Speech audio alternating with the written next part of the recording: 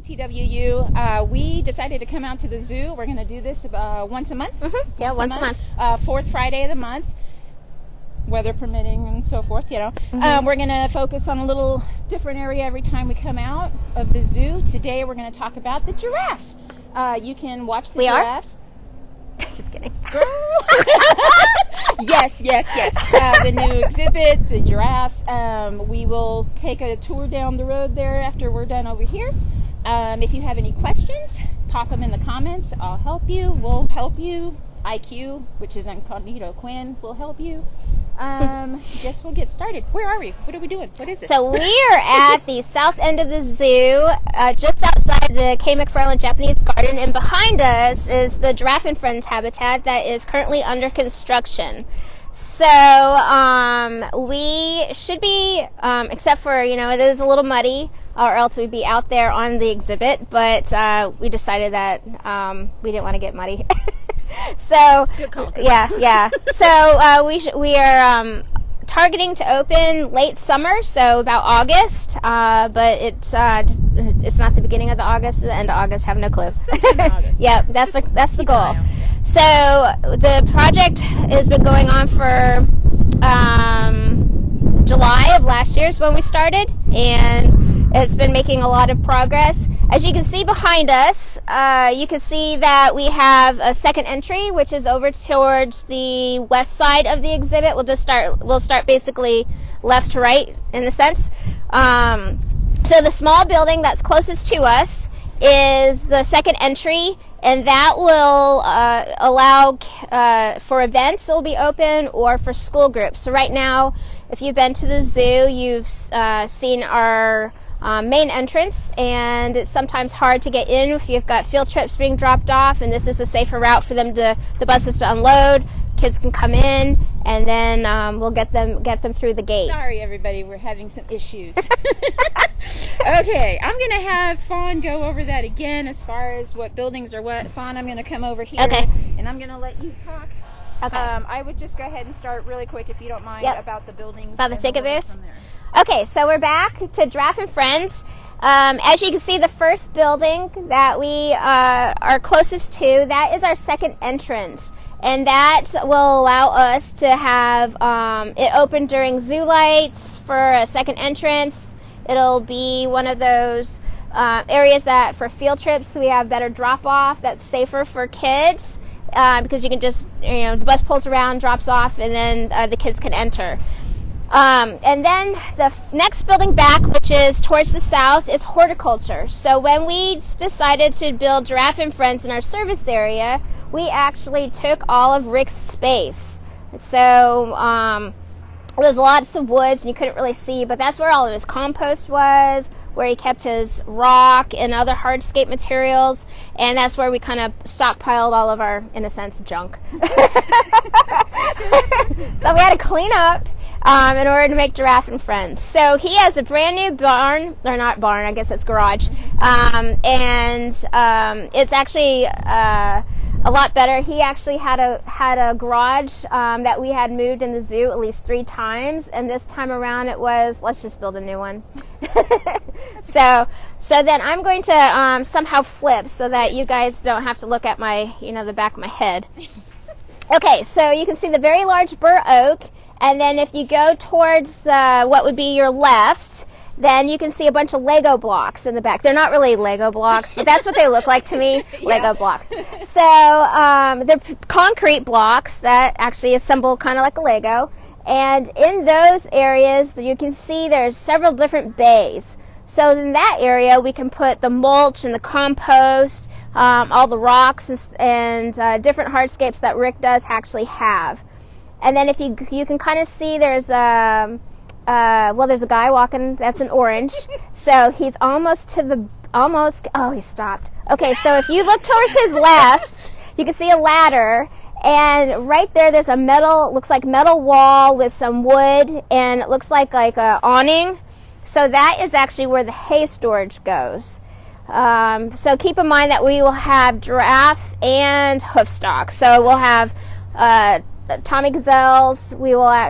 It's actually Thompson, but we all call them Tommies. Tommies. Yeah, lesser kudu, Bonte buck, ostrich, and the cranes will move over here with the giraffes. So we'll have to have alfalfa storage, hay storage, that sort of thing. So that's where that would be.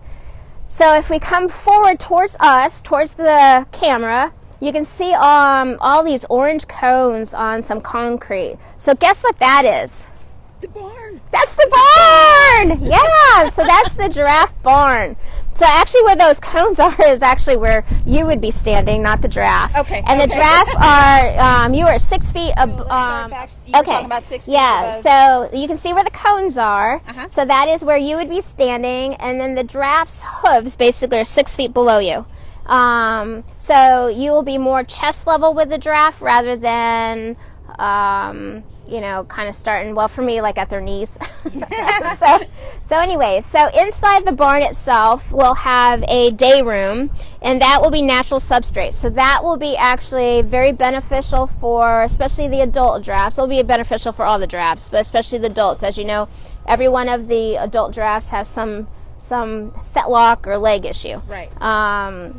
And so then there'll also be what's called a tamer, which is where we do our training. So as you probably have seen in the current barn, when the giraffe go into the chute, we actually have the same concept coming, but it's going to be a lot more sophisticated, lots of bells and whistles for us. And then it'll have a 2 yards that can be off of this, well, actually it has 3 yards, but we're going to talk about 2 first. So the reserve yards, you can see where the bur oak was, or is now, but in that general area we were talking about before, that is on the outskirts of one of the reserve yards. So it will obviously be behind a facade or a barrier, so you can't actually see it. But in the case of if Sarge needed to go to the side, he could. Or if we had Kanza still and Sarge, we have the option, because we have 2 males, for them to be away from the girls, but still be able to have their own space. So between the hoofstock barn, which is the building that has all the wood on it right now, the concrete, so it's over there towards the east, that is where the hoofstock barn is, and then there'll be another yard that connects those two. So we do have lots of different options if we needed to. Because of the space, it gives you a lot more options and different penning systems to actually work through. Awesome. And then if you head out towards the east, basically wrapping around towards Camp Cowabunga, that is where the exhibit would be and where the giraffe and all the friends are roaming around. Awesome. All right, Exciting. so we obviously are on old asphalt, and which you might not be able to see because it's below us. Yeah, we're standing on it. It looks the same. Doesn't look any different. It's black. Got a couple cracks in it. So you would basically walk up. So in this one area where all the gravel is, and you can see the where that orange fencing is towards us. There's a planter there, fire hydrant, that sort of stuff. So that's like a planter. And then there's the brick entry that follows along the concrete, I guess, wall that you could say, the footing. That is where all the bricks are going, if people wanted to know where that is. And so that's basically it. You can wander down in. There's lots of other things that will happen with the habitat, lots of little details. And lots of details inside. You'll just have to wait to see that stuff. I'm not going to tell you that. No. We've got enough. Keep everybody interested. So what we were thinking was we could wander down towards Animals and Man, see if we can find any keeper staff, and then we can talk about the giraffes that are down in that space down there and see what's going on down there. And then we might see a dinosaur on the way. Okay, so this is my goal. I'm going to try to walk with the camera and not fall. And we are having some connection issues. So if you lose us, if we drop, please check. We'll be right back on when we get to our destination. Not sure what's happening, but I'm going to keep going until it says stop. So bear with us. Let's see how far we get. All right. I think you need to pick up because I'm still attached to the... Oh, yeah. No, you're tethered. You're not going anywhere. Oh, of course. Yes. All right. Okay. So let's All right, just okay. go this way. We will follow you. Don't stray too far. You are Okay. connected. Yeah. All right. So we are headed down. We can actually look at the conceptual design, and that kind of might give some better idea of where we were. So you can see this is where. So we were standing right here, and then this is the ticket booth that we talked about. And then this is where, well, it's actually here now. This is conceptual, so this is our idea, and then when we build, it's different usually. So this is where Rick's shed is. You can see the barn's here. So this is the entry plaza where that orange fence was around the hole. And then here's where the bricks are. And then the Sun Bear's here, Rangs are up here, the garden's here. And then you would basically walk down into Camp Cowabunga, or you can walk down into the other part of the zoo. But this is the giraffe habitat. You can see where Camp Cowabunga is, where it wraps around. So it's the second phase of Camp Cowabunga. This is where the kudu and Tommies would be, and the Bantu buck, cranes and ostrich. So you can see the giraffe. See them? Awesome. So anyways, but this is what some of the animals look like. Here's what a kudu looks like. And the Bantu buck are down in the corner, and here's the Tommies. I think you probably know what the giraffes looks like. But I think so. yeah, We're familiar. yep. All right, so let's head slowly down. Yeah. Don't go jogging. You know, we're not used to having to do both jobs. Yeah, You know, Val and Jay decided to play hooky. Yeah, there we go. Yeah, Val and Jay aren't here, so let's see. I'm just trying to see. Just quick look here. Okay, remember I'm attached to you. Catch up, Fawn. Run, Fawn. I know. Just a quick peek at these, if you don't mind, because Oh, yeah. sometimes I zoom the cameras in on them. So, I can't say most of the dinosaurs' No, names. I don't expect you So anyways, to. I call this the spiny guy. Don't tell Jared. But anyways, so when you're actually here, obviously you can see that the dinosaurs move, and this one actually does a fart. It does a fart. And so anyways, I discovered that when I was turning it on, and then all of a sudden it was, and it was like, oh, excuse you. So anyways, but he comes on each day and then goes to bed at night. That's awesome. Okay, I just wanted a quick look. Oh I yeah, wanted that's everyone to perfectly see. fine. Yeah, Sometimes- here's what it is, Ankylosaurus or something like that. So actually really super cool about the graphics, just so you guys know. So each one of the graphics, our staff has been super excited about dinosaurs, but we have some staff that really enjoy dinosaurs. So it was really fun for them to all work on the graphics, researching and getting all the information. But Ashley in marketing actually drew and designed all of the graphics. So this is her actual artwork. That's And so awesome. it's actually super cool. So the branding colors are super fun. There's amazing what you can get away when you have dinosaurs, what you can put on a sign. This is my favorite sign. So, I'm in a lot of meetings, and I get the emails, and so what do you think about this sign? And I just started cracking up. It's like, oh, I love that sign. That is just awesome. So anyways, you can have a lot of fun with dinosaurs, obviously, but And then if anybody nobody's out. notice- Too yeah, muddy. No, they're inside. Yeah. I'm just gonna show. If you see over there, that's one of the KTWU live streaming cameras. I don't know if anybody Oh, can you hear that? Yeah, live stream cameras there, KTWU. If you want to take a look at them, they're on our channel, Top Zoo KTWU on YouTube.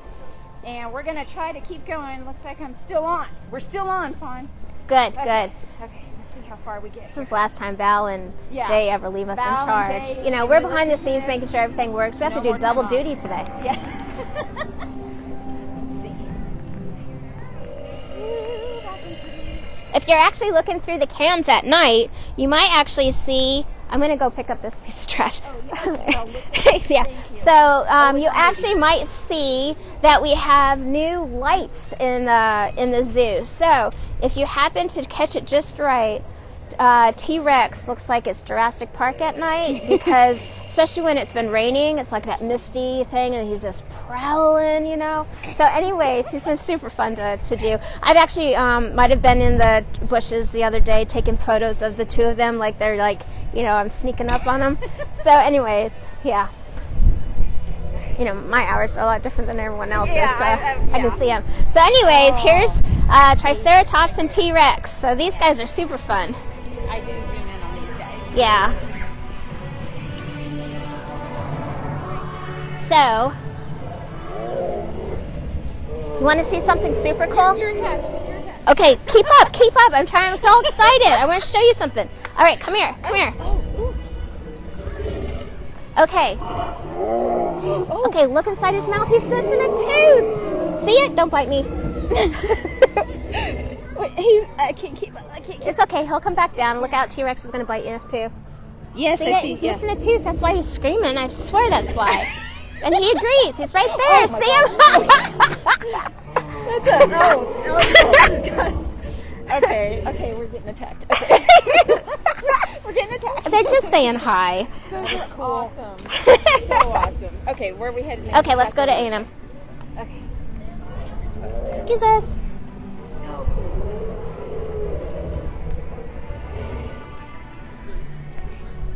Love the music too, by the way. Oh yeah, Jared did that one. Yeah. All right, so we're back in the Animals and Man building, and I happened to find Dalton running around. Actually, he was in a meeting. I called him.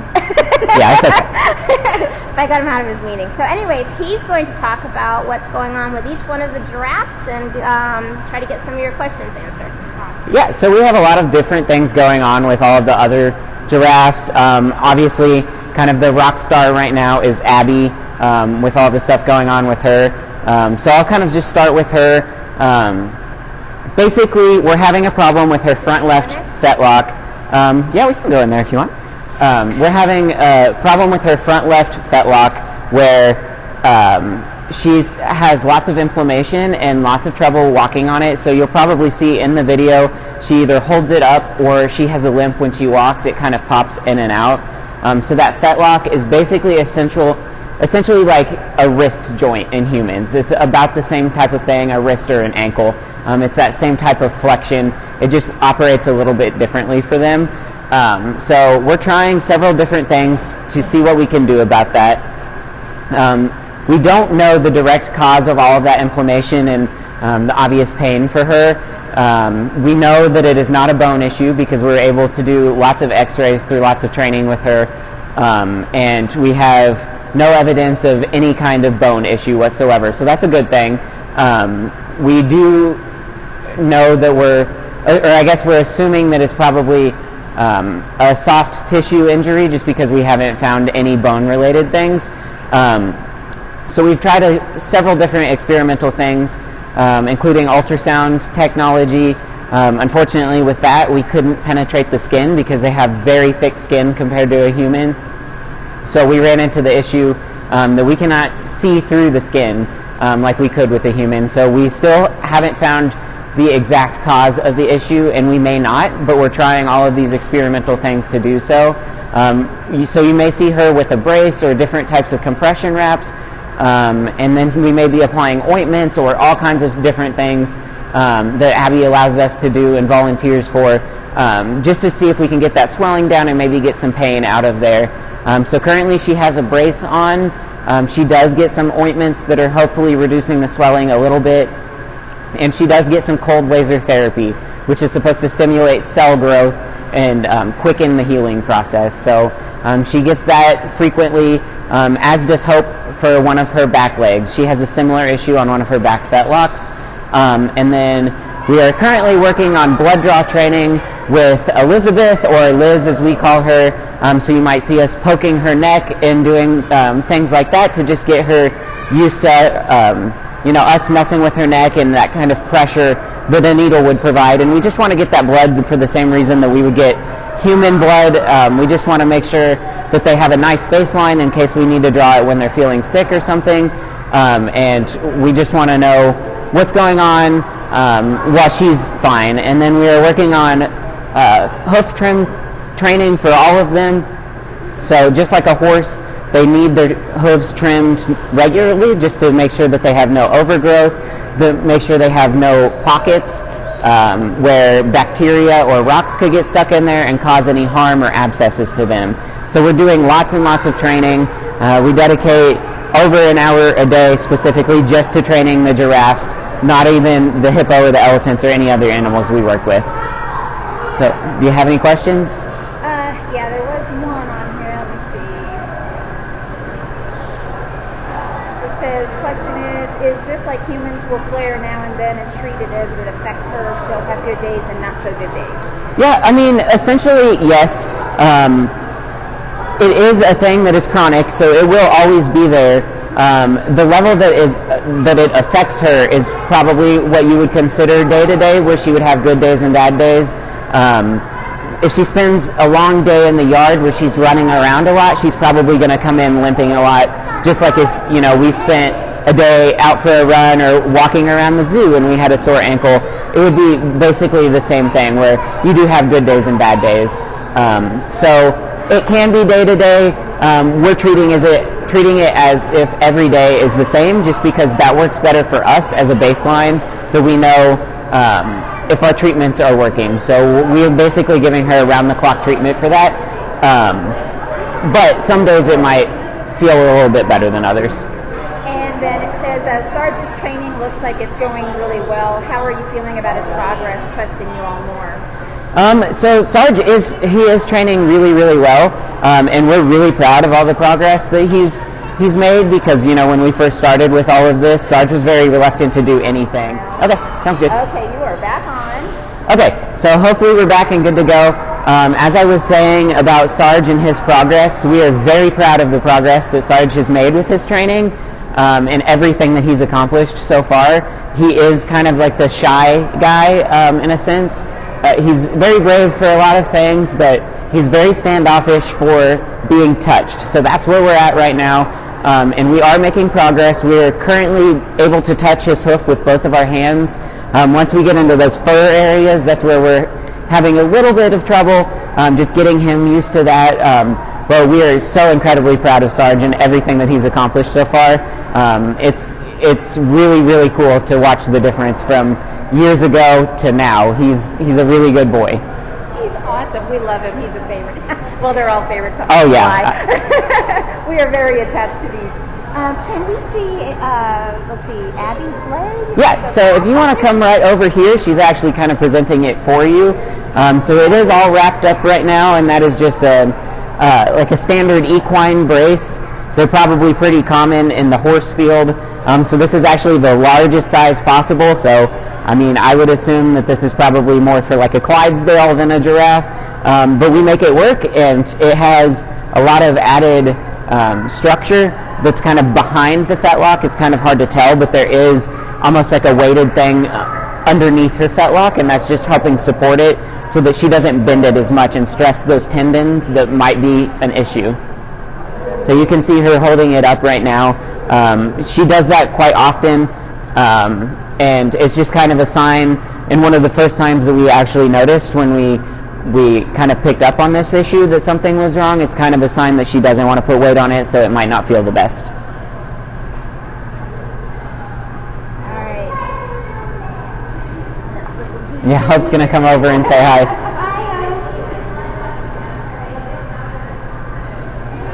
We have covered everything. Thank you so much, Dalton. We really, No problem. really appreciate it. Always glad to talk about the giraffes.